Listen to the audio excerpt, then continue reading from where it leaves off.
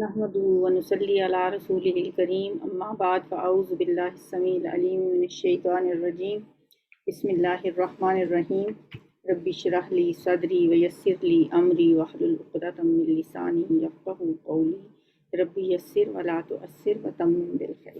सूरह यासीन आज हम इंशाअल्लाह मुकम्मल कर लेंगे। 59 से 83 तक आयात हैं। बिस्मिल्लाहिर्रहमानिर्रहीम। वमताज़ुल यौम अय्युहल मुजरिमून। वमताज़ु और अलग हो जाओ, यौमइज़िन वमताज़ुल यौमा आज के दिन अलग हो जाओ, अय्युहल मुजरिमून ए मुजरिमों।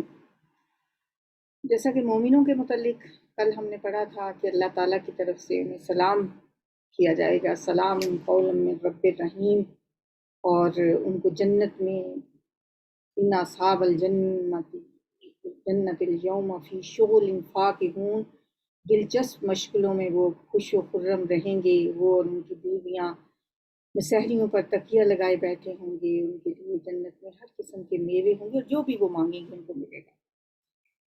और फिर एक ऐलान कर दिया जाएगा, वमताज़ुल यौमा अय्युहल मुजरिमून, आज मुजरिमों तुम अलग हो जाओ, यानी मोमिनों से अलग होकर खड़े हो जाओ। मैदान महशर में अलग अलग कर दिए जाएंगे मोमिन और काफिर। एक और जगह पे फरमाया व यौम तक़ूमुस्साअतु यौमइज़िन यतफ़र्रक़ून, और जिस दिन क़यामत कायम होगी उस दिन सब अलग अलग हो जाएंगे। यौमइज़िन यस्सद्दऊन सूरह रूम में आता है, यानी उस दिन लोग दो गिरोहों में बट जाएंगे। एक मतलब इसका ये भी हो सकता है कि मुजरिमों को ही मुख्तलिफ गिरोहों में अलग अलग कर दिया जाएगा, यानी साबियों का अलग गिरोह होगा, मजूसियों का अलग होगा, शराबी, जानी, हर तरह के लोग अलग अलग कर दिए जाएंगे। अलम आहद इलैकुम, क्या नहीं मैंने अहद लिया था, अहद किया था, इलैकुम तुम्हारी तरफ, या बनी आदम, ए बनी आदम। यहाँ पे अहद का मतलब वसीयत भी हो सकता है कि क्या मैंने तुम्हें नसीहत नहीं की थी, क्या मैंने तुम्हें बताया नहीं था, यानी पैगंबरों के ज़रिए तुम्हें एक नसीहत नहीं करती थी, अगर इससे मुराद नसीहत हो तो, या इससे अहद मुराद है तो फिर अहद अलस्त इसका मतलब हो सकता है। क्या नसीहत की थी अल्लाह ताला ने अंबिया के ज़रिए बनी आदम को, या बनी आदम, ए बनी आदम, अल्लाह ताबुदुश-शैतान, ये कि तुम ना इबादत करना शैतान की, इन्नहू लकुम अदुव्वुम मुबीन, वजह भी बता दी कि क्यों उसकी इबादत ना करना, कि वो तुम्हारा खुला दुश्मन है। उसने तुम्हें हर तरह से गुमराह करने की कसम खाई है। उसने अल्लाह से कहा था, अल्लाह, ऐ मेरे रब, तेरी इज्जत और जलाल की कसम, मैं इन बंदों को बहकाऊंगा हर तरह से। तो अल्लाह ताला ने भी फरमाया था, मुझे भी अपनी इज्जत और जलाल की कसम, जब ये मुझसे अपने गुनाहों की माफ़ी तलब किया करेंगे तो मैंने माफ़ करता रहूँगा। सुभान अल्लाह, इतना रहीम है अल्लाह। लेकिन अल्लाह ताला ने जो इंसानों को रोका है कि शैतान की बंदगी ना करना, तो उसकी वजह क्या है, इन्नहू लकुम अदुव्वुम मुबीन। कभी कोई अपने दुश्मनों के भी पीछे चलता है, अपने दुश्मनों की भी अताअत करता है कोई। व अनीबुदूनी, और ये कि तुम मेरी इबादत करो, हाज़ा सिरातुम मुस्तकीम, यही सीधा रास्ता है। एक अल्लाह की इबादत करना, अल्लाह की इबादत, सिर्फ एक अल्लाह की इबादत में ही सिरात मुस्तकीम, और इसी सिरात मुस्तकीम की तरफ तमाम अंबिया लोगों को बुलाते रहे, और यही रास्ता इंसान को जन्नत तक पहुंचाने वाला है। यही वो सिरात मुस्तकीम है जो हम हर नमाज में अल्लाह से मांगते हैं, इहदिनस सिरातल मुस्तकीम।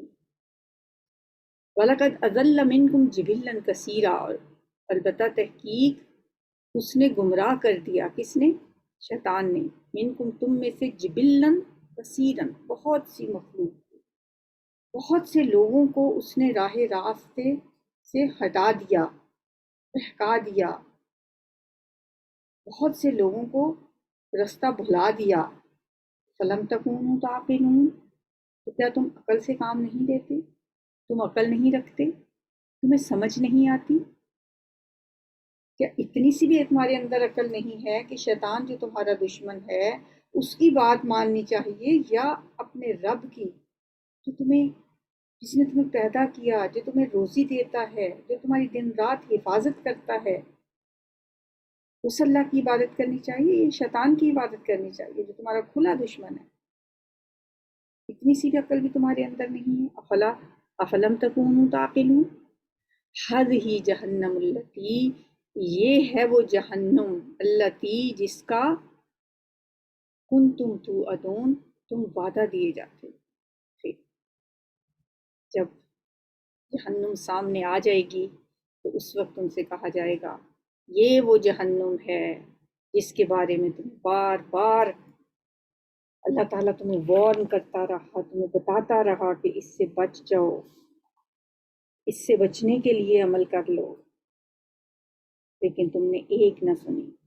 اب اس لوح الیوم، اب آج داخل ہو جاؤ اس میں، بما کنتم تکفرون، اس وجہ سے جو تم کفر کرتے رہے، اب اس میں داخل ہو جاؤ، اب تمہارا یہی انجام ہے۔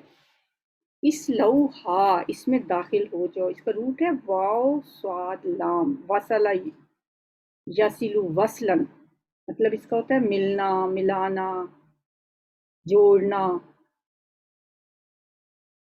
اور تعلق رکھنا، یہ سب اس کے معنوں میں آتے ہیں، جیسے قرآن مجید میں آتا ہے نا والذین یصلون ما امر اللہ بہ ان یوصل، اور وہ لوگ جو جوڑتے ہیں اس کو جس کا اللہ تعالیٰ نے جوڑنے کا حکم دیا ہے، یعنی رشتوں کو۔ تو اسی طرح سورہ ہود میں آتا ہے لن یصلوا الیک، یہ لوگ ہرگز نہیں پہنچیں گے الیک، آپ کی طرف، پہنچنے کے معنوں میں، داخل ہونے کے معنوں میں، الذین یصلون الی قوم بینکم و بینہم میثاق، سورہ نساء میں آتا ہے، سوائے ان لوگوں کے جو تعلق رکھتے ہیں ایک ایسی قوم سے جن کے اور تمہارے درمیان معاہدہ ہے۔ تو مطلب کیا ہوا؟ پہنچنا، جیسے وَلَقَدْ وَصَّلْنَا لَهُمُ الْقَوْلَ، اور بے شک ہم پہنچا چکے ہیں ان کے لیے بات کو۔ پہنچنا، داخل ہونا، یہ سارے معنی اس میں آتے ہیں۔ جوڑنا بھی اس کا مطلب ہوتا ہے، ملنا، ملانا، وصل، ملنے کو بھی کہتے ہیں، جدائی کا اپوزٹ آتا ہے اردو میں۔ تو یہاں پہ پہنچ جاؤ، چلے جاؤ، داخل ہو جاؤ، اس لوح الیوم، آج تم داخل ہو جاؤ اس میں، بما کنتم تکفرون، اس وجہ سے جو تم کفر کرتے تھے۔ الیوم، آج کے دن، نختم، ہم مہر لگا دیں گے، علی افواہہم، ان کے منہوں پر، ختمہ یختم، ختمن ہوتا ہے کسی چیز کو سیل کر دینا، مہر لگا دینا، سیل بند کرنا، تاکہ اندر کی چیز باہر اور باہر کی چیز اندر نہ جا سکے۔ ختام اس کو کہتے ہیں وہ چیز جس سے سیل لگائی جاتی ہے، یعنی جس چیز کے ساتھ کسی کو جوڑ کے مہر لگا کے سیل بند کیا جاتا ہے اسے ختام کہتے ہیں۔ یسقون من رحیق مختوم، قرآن میں آتا ہے سورۃ مطففین میں، وہ لوگ پلائے جائیں گے سیل لگی ہوئی خالص شراب، ختامہ مسک، اس کی سیل لگانے کی جو چیز ہے وہ کیا ہے؟ ختام مسک ہے، یعنی مسک کیا؟ مشک، خوشبو۔ اور یہی لفظ خاتم بھی اسی سے ہے، نبی صلی اللہ علیہ وسلم کو خاتم النبیین قرار دیا گیا سورہ احزاب میں، ما کان محمد ابا احد من رجالکم ولکن رسول اللہ وخاتم النبی، یعنی آپ نبیوں کے سلسلے کو سیل کرنے والے ہیں، ختم کرنے والے ہیں، آپ کے بعد کوئی رسول نہیں آئے گا، کوئی نبی نہیں آئے گا۔ تو یہاں پہ کہا جا رہا ہے کہ الیوم نختم علی افواہہم، آج ہم ان کے منہوں کو سیل کر دیں گے، ان پہ مہریں لگا دیں گے، وتکلمنا، اور ہم سے باتیں کریں گے، ایدیہم، ان کے ہاتھ، ید کی جمع ایدی، ان کے ہاتھ ہم سے باتیں کریں گے، وتشہد، اور گواہی دیں گے، ارجلہم، ان کے پاؤں، بما کانوا یکسبون، اس وجہ سے جو وہ کمایا کرتے تھے، جو ان کے کام ہوا کرتے تھے اس کی وجہ سے۔ مہر لگانے کی ضرورت کیوں پیش آئے گی؟ اس لیے کہ شروع میں جو مشرکین ہوں گے وہ قیامت کے دن جھوٹ بولیں گے، کیا کہیں گے؟ جیسے سورہ انعام میں آتا ہے واللہ ربنا ما کننا مشرکین، ہمارے رب، اللہ کی قسم ہم رب کی قسم اللہ کی قسم کھاتے ہیں جو ہمارا رب ہے، ما کننا مشرکین، ہم تو شرک نہیں کرتے تھے۔ مکر ہی جائیں گے، صاف جھوٹ بولیں گے تو اللہ تعالیٰ ان کے منہ پہ مہر لگا دے، اب وہ بولنے کی طاقت سے محروم ہو جائیں گے، اب اللہ تعالیٰ ان کے اعضاء کو بولنے کی صلاحیت عطا فرمائے گا۔ حدیث میں آتا ہے سب سے پہلے انسان کی جو چیز بولے گی وہ اس کے ہاتھ اور اس کی پنڈلی ہوگی۔ ہاتھ بولیں گے، ٹانگیں بولیں گی، پاؤں بولیں گے، ہم نے یہ کام ہمارے ساتھ اس بندے نے کیا، وہ گواہی دیں گے یا اللہ ہمارے ساتھ، ہم تو اس وقت کچھ نہیں کر سکتے، ہاتھ تو ہمیں نہیں روکتے اگر ہم ہاتھوں سے برا کام کریں، یا زبان سارا دن غیبت کرتی رہے تو زبان تو بے بس ہے نا، ہم اپنی عقل استعمال کرتے ہیں۔ وَلَوْ نَشَاءُ لَطَمَسْنَا عَلَىٰ أَعْيُنِهِمْ، وَلَوْ نَشَاءُ، اور اگر ہم چاہیں، لَطَمَسْنَا تو ضرور ہم مٹا دیں، عَلَىٰ أَعْيُنِهِمْ ان کی آنکھیں، فَاسْتَبَقُوا پھر وہ دوڑیں، استبقا یستبقو کیا ہوتا ہے؟ آگے جانا، سبقت لے جانا، دوڑنا، فاستبقوا الصراط پھر وہ دوڑیں راستے کی طرف، فأنا یبصرون تو کیسے وہ دیکھ سکیں گے، ولو نشاء لطمسنا اگر ہم چاہیں تو ہم ضرور مٹا دیں ان کی آنکھیں، یعنی ہم ان کی آنکھوں کو بے نور کر دیں اگر ہم چاہیں۔ اللہ تعالیٰ فرماتے ہیں کہ یہ ہمارے اختیار میں ہے، یہ ہم کر سکتے ہیں کہ اگر ہم چاہیں تو ہم ان کی آنکھوں کو مٹا دیں۔ تمس، تا میم سین، تمسا یتمس تمسن، کسی کا حلیہ بگاڑ دینا، نام و نشان مٹا دینا۔ سورہ نساء میں آتا ہے نا من قبل ان نطمس وجوہن، اس سے پہلے کہ ہم بگاڑ دیں کچھ چہروں کو، اور اسی سے فعل امر آتا ہے اتمس، جیسے وہ ہے ربنا نطمس علی اموالہم سورہ یونس میں، ہے ہمارے رب ان کے مالوں کو تباہ کر دیں، تو لطمسنا ہم ضرور مٹا دیں ان کی آنکھیں، پھر وہ رستے کی طرف دوڑیں، لیکن وہ کیسے دیکھ سکیں گے۔ ولو نشاء اور اگر ہم چاہیں، لمسخناہم البتہ ہم مسخ کر دیں ان کو، اور مسخ کرنے کا لفظ جو ہے وہ تو اردو میں عام استعمال ہوتا ہے، لمسخناہم ہم ان کو مسخ کر دیں، علی مکانتہم ان کی جگہ پر ہی، یعنی ان کی صورتیں مسخ کر دیں اگر ہم چاہتے ہیں۔ فمستطاعوا مزین پھر وہ نہ استطاعت رکھتے چلنے کی، ولا یرجعون اور نہ وہ واپس آ سکیں، اگر ہم ان کو ان کی جگہ پہ ہی مسخ کر کے رکھ دیں، یعنی نہ آگے جا سکیں نہ پیچھے لوٹ سکیں، پتھر کی طرح ہو جائیں، یعنی انسان کو صرف دیکھنے میں تو وہ انسان ہو، دیکھے ہوں گے آپ نے ایسے لوگ اپنی جگہ پہ یا ہسپتالوں میں پڑے ہوتے ہیں یا ویل چیئر پہ بیٹھے ہوتے ہیں، نہ سمجھ سکتے ہیں نہ سوچ سکتے ہیں، نہ وہ کسی کی بات کا جواب دے سکتے ہیں، تو ایسے لوگوں کے متعلق اللہ تعالیٰ فرماتے ہیں کہ وہ ہم ہی کرتے ہیں، اگر ہم چاہیں تو ہم ان کو ان کی جگہ پہ مسخ کر کے رکھیں، پھر نہ وہ چل سکیں اور نہ وہ لوٹ سکیں۔ ہمیں اللہ کا شکر ادا کرنا چاہیے، اللہ نے ہمیں صحت دے رکھی ہے، ہم سوچ سکتے ہیں، ہم چل پھر سکتے ہیں، انسان بہت بے بس ہے، لاچار، مجبور ہے، اگر اللہ کی پکڑ آ جائے تو ایسا بھی ہو سکتا ہے۔ جب کبھی کسی ایسے شخص کو دیکھیں تو ضرور اللہ سے دعا مانگا کریں، الحمدللہ الذی عافانی مما ابتلاک بہ وفضلنی علی کثیر ممن خلق تفضیلا، اللہ تیرا شکر ہے کہ جس میں تم نے اسے مبتلا کیا مجھے اس سے عافیت بخشی ہے۔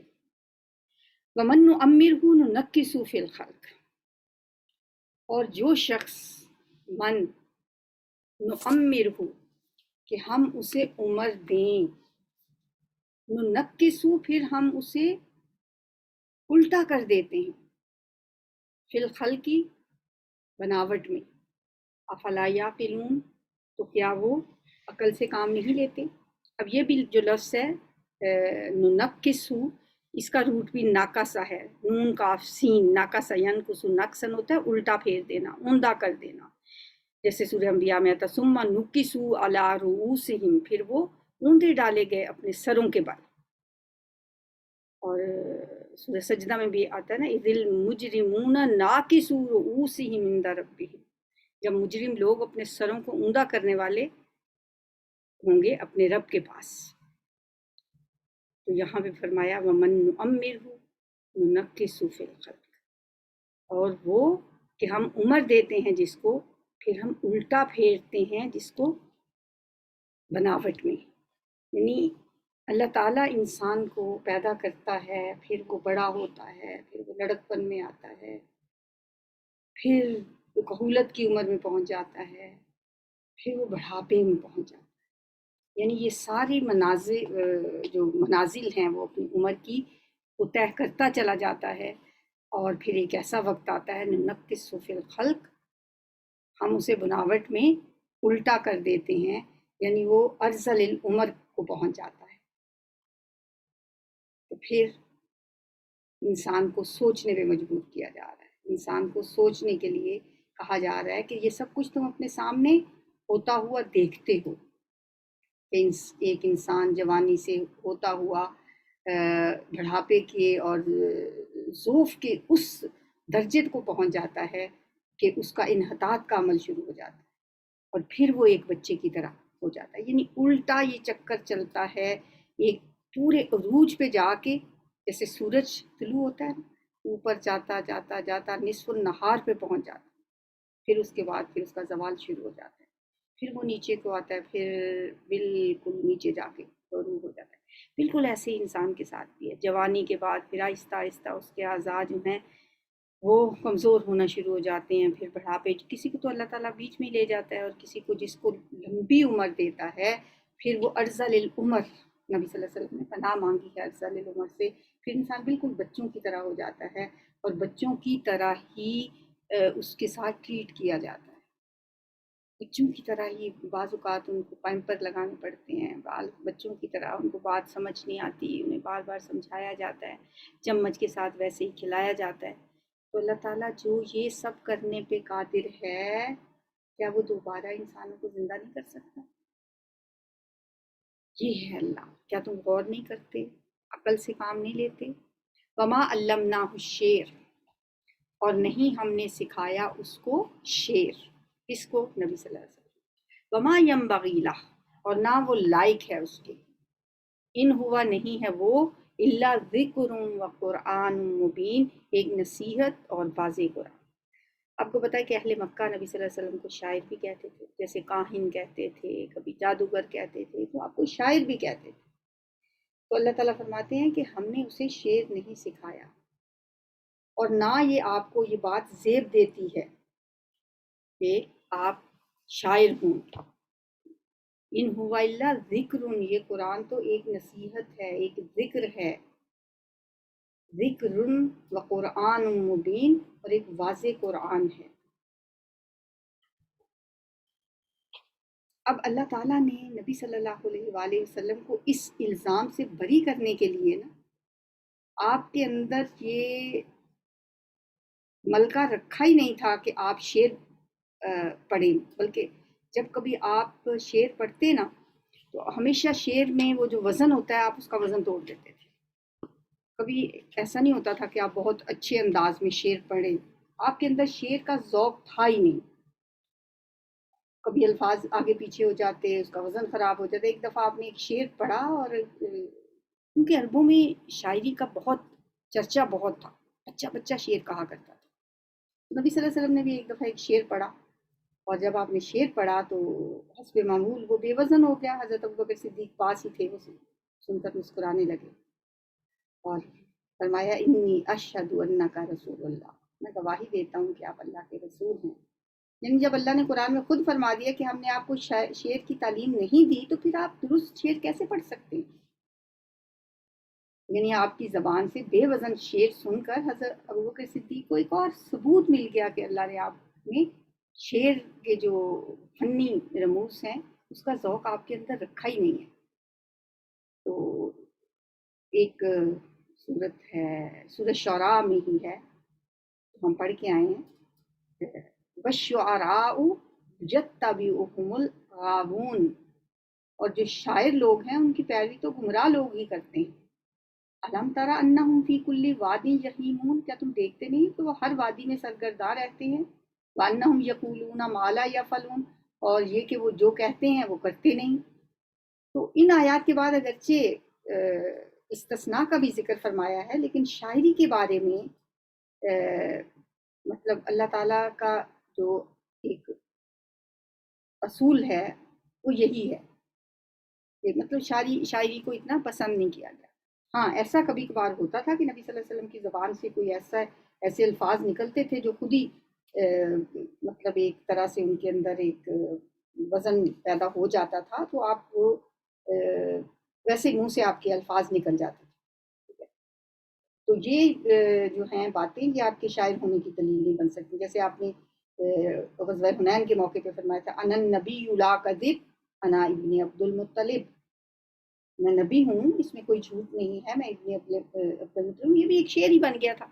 تو چونکہ اس زمانے میں عربوں میں یہ شاعری کا ذوق بہت پایا جاتا تھا. حضرت عائشہ صدیقہ رضی اللہ تعالیٰ عنہ فرماتی ہیں کہ لنا شمسم وللآفاق شمسم وشمسی خیر من شمس السمائی، یہ بھی ایک شعر ہو گیا.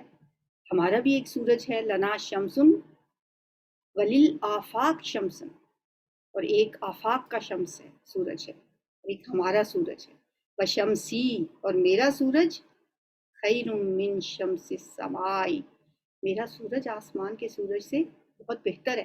یہ شعر ہو گیا. یعنی ایک استثناء بھی موجود ہے. اس کے باوجود کہ استثناء موجود ہے پھر بھی شاعری کو پسند نہیں کیا گیا. علامہ اقبال ان کے شعر کتنے اچھے ہوتے ہیں، اس کے باوجود علامہ اقبال کیا خود ہی فرماتے ہیں اپنے بارے میں، اقبال بڑا اپدیشک ہے، من باتوں میں مو لیتا ہے، مختار کا یہ غازی تو بنا، کردار کا غازی بن نہ سکا. یہ باتیں تو اقبال بہت کرتا ہے، کردار کا غازی بن نہ سکا. لِيُنذِرَ مَنْ كَانَ حَيًّا وَيَحِقَّ الْقَوْلُ عَلَى الْكَافِرِينَ، یہ قرآن ہے، واضح قرآن، تاکہ وہ ڈرائے، لِيُنذِرَ، تاکہ وہ ڈرائے، من اس کو، کان حیا، جو زندہ ہے. یہاں زندہ ہونے سے مراد کیا ہے؟ روح کا زندہ ہونا. جو زندہ ہے اس کو ڈرائے، وَيَحِقَّ الْقَوْلُ عَلَى الْكَافِرِينَ، اور ثابت ہو جائے بات کافروں پر. اس سے پہلے بھی آپ کو یہ بات بتائی گئی ہے کہ کچھ انسان جیتے جی مردہ ہوتے ہیں، وہ زندہ نہیں ہوتے، چلتے پھرتے لاشیں ہوتے ہیں. ابو جہل جیسے، ابو لہب جیسے، وہ حیوانی سطح پر زندگی گزار رہے ہوتے ہیں، ان کی روحوں کی موت واقع ہو چکی ہے. تو قرآن کا یہ انذار جو ہے یہ صرف زندہ انسانوں کے لیے فائدہ مند ہو سکتا ہے، اس کے اندر روح ہو، اس کی فطرت مسخ نہ ہو چکی ہو. وَيَحِقَّ الْقَوْلُ عَلَى الْكَافِرِينَ، اور ثابت ہو جائے بات کافروں پر. اولم یروا، کیا انہوں نے دیکھا نہیں، انا خلقنا لہم، کہ بے شک ہم نے پیدا کیے ان کے لیے، مما، ان میں سے جو، عملت ایدینا، جو بنائے ہمارے ہاتھوں نے، انعامن چھپائے، فہم لہا مالکون، پھر وہ ان کے مالک ہیں. کیا غور نہیں کرتے کہ ہم نے ان کے لیے کیا کیا چیزیں بنائی ہیں؟ چوپائے بنائے جن کے وہ مالک بنے پھرتے ہیں. وَذَلَّلْنَا، اور تابع کر دیا ہم نے ان کے لیے، لہم ان کے لیے، ان کو یعنی ان جانوروں کو، فَمِنْہا، پس ان میں سے، رکوبہم، وہ سواری کرتے ہیں ان پر. ان میں سے کچھ ایسے ہیں جن پہ وہ سواری کرتے ہیں. کل بھی میں نے آپ کو بتایا تھا راکب سوار کو کہتے ہیں. رکوبہم، جو ان کی سواریاں ہیں. وَمِنْہا، اور انہی میں سے کچھ ایسے جاندار ہیں جو چوپائے ہیں، انعام ہیں. وَمِنْہا یاکلون، جن میں سے وہ کھاتے ہیں. وَلَہُمْ، اور ان کے لیے، فیہا، ان میں، منافع، فائدے ہیں. وَمَشَارِب، اور پینے کی چیزیں ہیں، افلا یشکرون، تو کیا وہ شکر نہیں کرتے؟ یعنی اللہ تعالیٰ نے اتنی نعمتیں ان کو دی ہیں، بڑے انسان فخر سے کہتا ہے یہ میری بھینس ہے، یہ میری بکریاں ہیں، میرے پاس اتنے جانور ہیں، میرا گھوڑا سب سے بہتر ہے، میرے پاس بکریوں کا ریوڑ ہے، میں اس کا مالک ہوں۔ آج کل تو خیر اتنا نہیں ہے گاؤں میں، لیکن ابھی بھی ہے کہ لوگ بڑا فخر کرتے ہیں جن کے پاس جتنے جانور ہوں۔ تو اس زمانے میں تو بھیڑ، بکریاں، اونٹ، یہ بہت اس کو مال مویشی مالنی کو کہا جاتا تھا۔ بڑے فخر سے ان مویشیوں اور چپایوں پر انسان اپنا حق جتاتا ہے، لیکن وہ بھول جاتا ہے کہ انہیں کس نے پیدا کیا۔ اللہ فرماتے ہیں ہم نے ان مویشیوں کو ان کا مطیع بنایا ہے، ان کا فرما بردار بنایا ہے۔ اگر ایسا ہوتا کہ جیسے اب شیر سے کوئی استفادہ کر سکتا ہے، اگر شیر کا دودھ وہ دیتا اس طرح جیسے بھینسوں کا دودھ ہم استعمال کرتے تو کیا یہ ممکن تھا؟ اللہ نے مطیع کیا ہے کچھ جانوروں کو، کتنا مسکین جانور ہے گائے، انسان اس کا دودھ بھی دھوتا ہے، جب دل کرتا ہے اسے ذبح کر کے اس کا گوشت کھا لیتا ہے۔ پھر یہ کہ ان کی کھال کام آتی ہے، پھر یہ بھیڑ بکریوں کی اون انسان کے کپڑوں کے بنانے کے کام آتی ہے۔ تو فرمایا تم ان پہ سواریاں بھی کرتے ہو اور ان میں سے گوشت بھی کھاتے ہو، اور طرح طرح کے فائدے ہیں تمہارے لیے ان میں۔ پھر پینے کی جگہ ہیں تمہارے لیے، مشارب کا لفظ ہم نے کہاں پڑھا تھا؟ مشرب، گھاٹ بنا دیے اللہ تعالیٰ نے بنی اسرائیل کے 12 قبیلوں کے لیے 12 گھاٹ بنا دیے، وہاں پہ ہم نے یہ لفظ پڑھا تھا۔ تو یہاں پہ بھی اس کا مطلب پینے کی جگہیں، یعنی کہ ایک طرح سے یہ کہہ سکتے ہیں ہم کہ جانوروں کے جو گائے کے تھن، بھینس کے تھن انسان کے لیے مشرب ہیں، تو دودھ کے گھاٹ ہیں جو انسان کو دودھ فراہم کرتے ہیں، بہترین مشروب جو انسانی زندگی کے لیے بہت مفید ہے۔ تو انسان کو اللہ کی دی ہوئی ان نعمتوں پر شکر کرنا چاہیے، لیکن اللہ تعالیٰ گھلا کرتے ہیں انسان سے، افلا یشکرون، کیا وہ شکر نہیں کر سکتے؟ اتنی نعمتیں پا کے بھی اگر انسان اللہ کا شکر ادا نہ کرے تو پھر اس سے بدترین تو کوئی ہو ہی نہیں سکتا۔ وَاتَّخَذُوا مِن دُونِ اللَّهِ آلِهَةً، اور انہوں نے بنا لیے ہیں اللہ کے سوا کئی معبود۔ سب سے بڑی ناشکری تو یہ ہے کہ کھاتے کسی اور کا ہیں اور معبود کوئی اور بنا رکھے ہیں، لَعَلَّهُمْ يُنصَرُونَ، تاکہ وہ مدد کیے جائیں۔ لا يستطيعون نصرهم، نہیں وہ استطاعت رکھتے ان کی مدد کرنے کی، وہ معبود ان کی مدد کرنے کی کوئی استطاعت نہیں رکھتے۔ وَهُمْ لَهُمْ جُنْدٌ، اور وہ ان کے لیے لشکر ہیں۔ وَهُمْ، اور وہ کون؟ وہ مشرک، لَهُمْ ان کے لیے، کن کے لیے؟ ان بتوں کے لیے، جُنْدٌ وہ لشکر ہیں، محضرون حاضر باش، وہ تو خود ان کی خدمت میں لگے ہوئے ہیں، ان کی صفائی ستھرائی، ان کو اٹھانا ایک جگہ سے دوسری جگہ رکھنا، وہ کیا مدد کریں گے؟ وہ تو خود محتاج ہیں، خود مدد کے محتاج ہیں۔ وہ تو اتنا بھی نہیں کر سکتے کہ اگر کبھی ان کے اوپر بارش پڑ رہی ہو تو وہ اس بارش سے اپنے آپ کو بچا لیں، بارش سے اٹھ کے وہ اندر چلے جائیں، وہ تو اتنا بھی نہیں کر سکتے۔ اس لیے فرمایا جندن، یعنی یہ بتوں کے جو حمایتی ہیں وہ تو خود ان کے پاس حاضر ہونے والے ہیں۔ مطلب یہ بھی ہے کہ جن بتوں کو یہ معبود سمجھتے ہیں وہ تو خود اپنی مدد کے لیے بھی ان کے پاس جاتے ہیں، اور یہ بھی کہ ان کی خدمت خاطر میں بھی یہ خود ہی لگے رہتے ہیں۔ فلا یحزنک قولہم، پس نہ غمگین کرے آپ کو، یحزن، حزن یحزن، غمگین کرنا، اور پس نہ غمگین کرے آپ، غمگین نہ ہوں، قولہم ان کی بات سے، انا بے شک ہم، نعلم ہم جانتے ہیں، ما یسرون جو وہ چھپاتے ہیں، وما یعلنون اور جو وہ ظاہر کرتے ہیں۔ علانیہ سے یہ لفظ یاد رکھیں، یعلنون یعنی جو کچھ بھی وہ چھپا کے کرتے ہیں، پوشیدہ کرتے ہیں، ان سب باتوں سے ہم بخوبی واقف ہیں، آپ ان کی باتوں سے بالکل غم نہ کریں۔ اولم یر الانسان انا خلقناہ من نطفۃ، کیا بھلا انسان نے نہیں دیکھا دیکھا سے مراد یہاں پہ ہے کہ غور نہیں کیا. انا خلقناہ من نطفۃ، بے شک ہم نے پیدا کیا ہے اس کو ایک نطفے سے، ایک قطرہ آب سے، ایک حقیر پانی کی بوند سے. فائزہ، تو پھر یکا یک ہوا وہ خصیم مبین، سری جھگڑالو بن بیٹھا.